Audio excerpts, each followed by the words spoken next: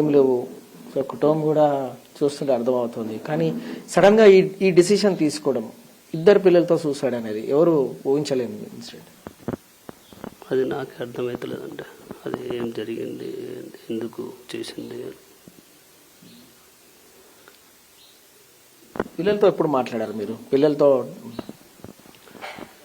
పిల్లలతో పాపతో 27 మాట్లాడాను. ఎగ్జామ్స్ కోసం వచ్చింది పాప, IIT ఎగ్జామ్స్ కోసం. ఎగ్జామ్ రాసి తర్వాత ఆ రోజు మాట్లాడింది పాప మాట్లాడి 27 బాగా రాశాను డాడీ, కంపల్సరీ వస్తుంది మనకు అన్నది. ఓకే రా, సంతోషం అని చెప్పాను. 28 హాస్టల్కి వెళ్ళిపోయింది. ఏం మాట్లాడారు?